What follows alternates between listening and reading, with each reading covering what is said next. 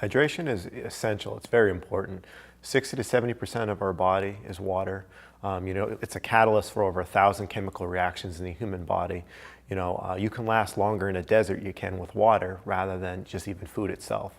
So when it comes to organ function, hydration,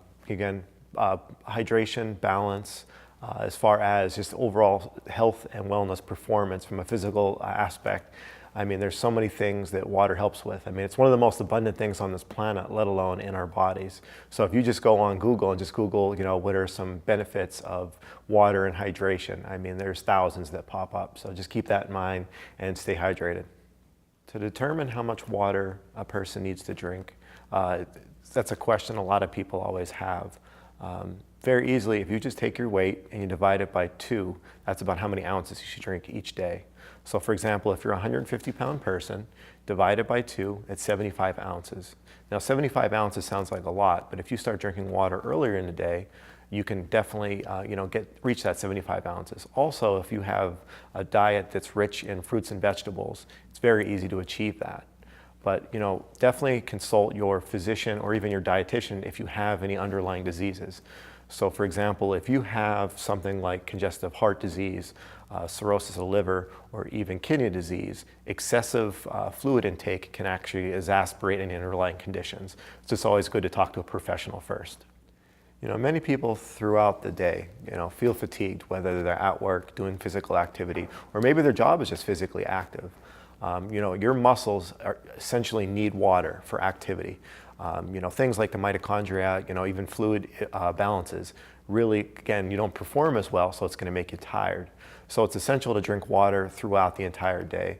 The American College of Sports Medicine usually recommends about 17 ounces of water 2 hours previous to an activity, and that's being hydrated on top of it. If you then, for every 15 minutes you are active, you should probably take about, a sip every 15 minutes or so, 2 to 3 ounces roughly.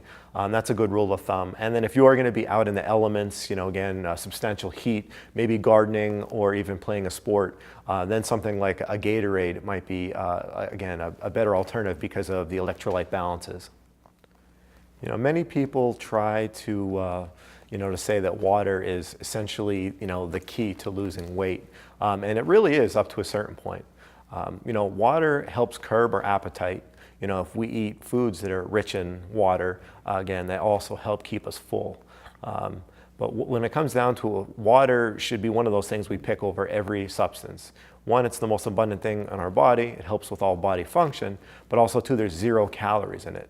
So, whether you're going to be drinking, again, water, or again, if you're going to have a beverage, try to shoot for a beverage that's lower in calories.